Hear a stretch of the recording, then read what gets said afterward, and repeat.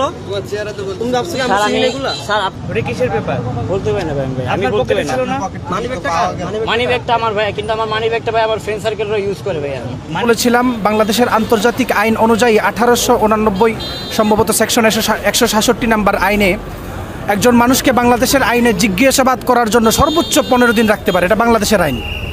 তো বাংলাদেশের আইন যদি একজন মানুষকে 15 দিন জিজ্ঞাসাবাদ করার জন্য রাখা হয়, তাহলে আজকে 23 দিন হলো ইমাম মুয়াজ্জিন সাহেবদেরকে এখনও পর্যন্ত তাদের জিজ্ঞাসাবাদ শেষ হয় না। এটা আমাদের প্রশাসনের কাছে প্রশ্ন।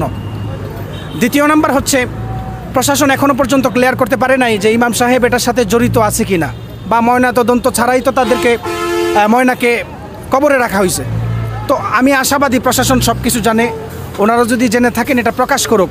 আর আপনারা আজকের এই সমাবেশ থেকে আপনারা জেনেছেন বাংলাদেশ হেফাজত ইসলাম সরাইল উপজেলা শাখার পক্ষ থেকে 72 ঘন্টার আলটিমেটাম দেওয়া হয়েছে প্রশাসনের দৃষ্টি আকর্ষণ করে। আসসালামু আলাইকুম দর্শক, দেশ ও দেশের বাইরে থেকে যারা এই মুহূর্তে ভিডিও ওপেন করেছেন সবাইকে অসংখ্য অসংখ্য ধন্যবাদ।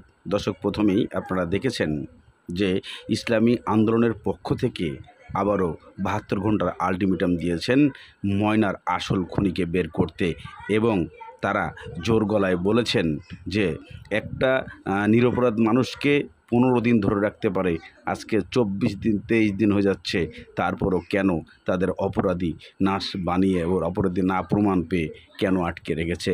এর জন্য ইসলামী আন্দোলনের পক্ষ থেকে নতুন করে আবারও প্রশাসনকে একটি আলটিমেটাম দিয়েছেন। প্রশাসন কি এই আলটিমেটামে আসল খুনি বের করতে হবে নাকি? আসসালামু আলাইকুম ওয়া রাহমাতুল্লাহি ওয়া বারাকাতুহু। বাংলাদেশের সবাই অবগত আছেন, বিগত 22 থেকে 23 দিন আগে আমাদের শাহবাজপুরে ময়না নামের এক মেয়েকে মসজিদে রাখা হয়েছিল। তো এরই দাবিতে প্রশাসন সহ সবাই যারা আছেন ইমাম মুয়াজ্জিনকে গ্রেফতার করে নিয়ে গিয়েছেন তাদেরকে জিজ্ঞাসাবাদ করার জন্য।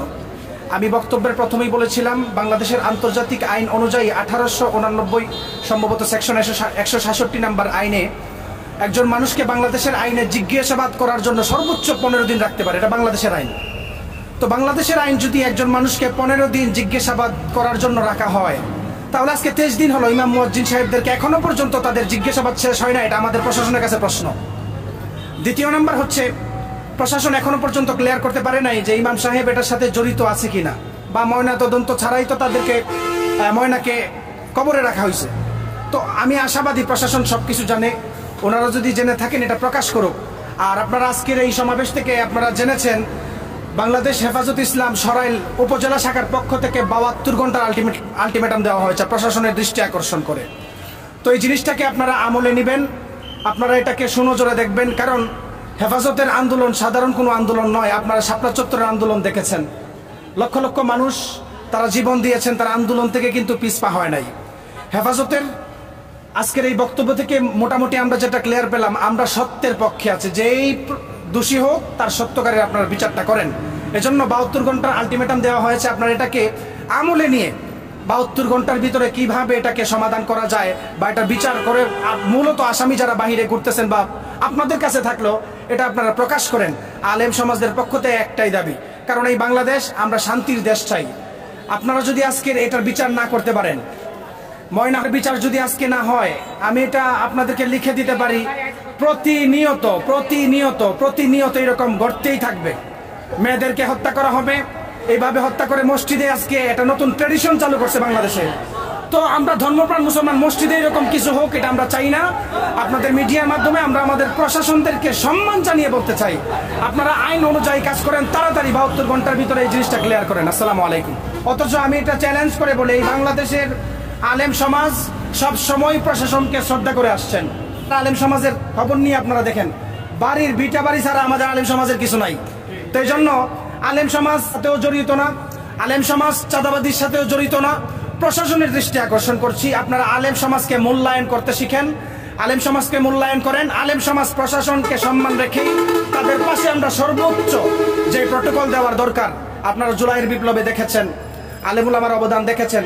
আমরা সেইভাবে প্রশাসনকে আমরা আগলে রাখতে চাই। ওনারাও যেন ন্যায় বিচার প্রতিষ্ঠা করেন। আমরা এটা প্রশাসনের প্রতি আজকের এই বিক্ষোভ মিছিল এবং ময়নার জিনিস থেকে আমরা এটা ওনাদের কাছে দাবি রাখি আর কি। 1000% সমাজের প্রতি কেন পুরো দেশে এটা অভিশাপ আসবে।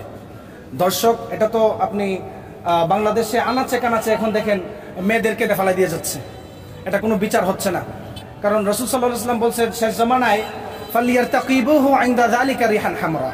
অগ্নিবায়ু চালু করবেন। আপনারা জানেন যে আমেরিকার লস অ্যাঞ্জেলেস পুরাটা আগুনে জ্বলে গেছে, এটা আপনারা জানেন ভালো করে। এগুলোর কারণ কি?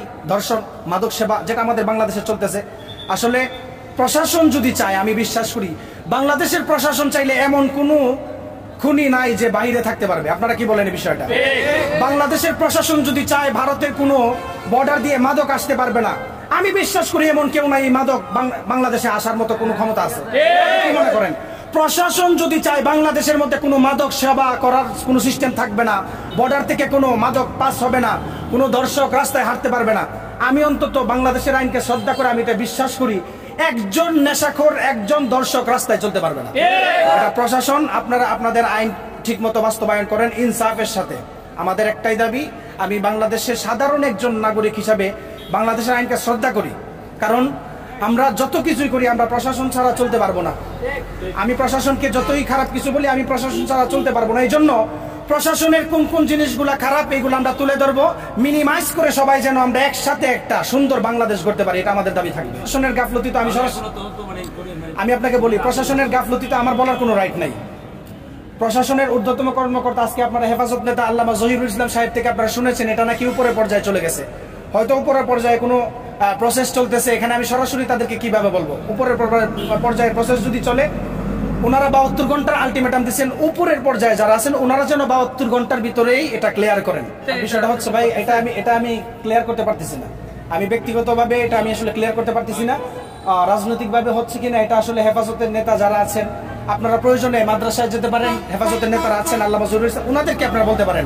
আমি সাধারণ মানুষ হিসাবে আমি বাংলাদেশের আইনকে শ্রদ্ধা রেখে বাংলাদেশ আইন নিয়ে আমি স্টাডি করি, তো আমারও ভুল হতে পারে, কিন্তু বাংলাদেশের আইন অনুযায়ী 15 দিনের বেশি একজনকে জিজ্ঞাসাবাদ করা যায় না। তো 22 দিন কেন, 23 দিন কেন? আর অন্যান্য আসামিরা যাদেরকে গ্রেফতার করা হয়েছে, আমরা জানি ইমাম মুয়াজ্জিনের সাথে, তাদের হালত কি এটা আমরা জানতে চাই। আমরা শুধু প্রশাসনের কাছে এটাই ক্লিয়ার জানতে চাই, যেই দোষী হোক, আমি যদি দোষী হই, আপনি সত্যিকারের ফরেন্সিক রিপোর্ট দিয়ে শাহবাজপুরবাসীর সামনে আপনি উন্মুক্ত করবেন, আমার বিচার হবে, কোনো সমস্যা নেই, এটা আমরা মাথা পেতে নিব। কিন্তু নির্দোষ কোনো মানুষকে আপনারা জেলে ভরবেন, জেল সিস্টেমটাই তো আমি মনে করি মানবতার জন্য বিরাট একটা হুমকি। আর জেল সিস্টেমটা, এটা বলতে গেলে অনেক কথা, জেল সিস্টেমটাই মানবতার জন্য বড় হুমকি। কেন? ইসলামের খেলাফত যদি কায়েম হয় বাংলাদেশের মধ্যে, জেল সিস্টেমটা থাকবে না। কি বাংলাদেশে বহু জায়গায় আছে, আমি বাংলাদেশের বিভিন্ন জায়গায় প্রোগ্রাম করি। গত মাসের আগের মাসে আমি খাগড়াছড়ি গেলাম, বলতেছি যে হুজুর 20 বছর ধরে জেলে মিথ্যা মামলায়। আমরা প্রশাসনকে বলবো, আপনারা যেইভাবে হোক মিনিমাইজ করে আমাদের বন্ধু হন। আমরা প্রশাসনের বন্ধু, জনগণ প্রশাসনের বন্ধু, আপনারা আমার বন্ধু হন। এখানে প্রশাসন রাজনীতির সাথে জড়িত আছে কিনা এটা আমি ঠিক জানি না, হেফাজতের নেতাদের সাথে আপনারা প্রশ্ন করলে বুঝতে পারবেন। যৌক্তিক তো আমি প্রথমেই বললাম, বাংলাদেশের আইন অনুযায়ী জিজ্ঞাসাবাদের জন্য 5 দিন রিমান্ড নিতে পারে, জিজ্ঞাসাবাদের জন্য 5 দিন রিমান্ড, এটা স্বাভাবিক। কিন্তু 15 দিনের বেশি জিজ্ঞাসাবাদের কোনো আইন নাই, এটা যারা আইনজীবী আছেন ওরা ভালো বোঝেন। হ্যাঁ হ্যাঁ, তো 15 দিনের বেশি এরকম নাই। এটা যার ব্যাপারই হোক, ইমাম মুয়াজ্জিন হোক বা আম পাবলিক হোক, যার ব্যাপারে হোক, আমরা ইনসাফ চাই ভাই। হ্যাঁ, আমরা ইনসাফ চাই।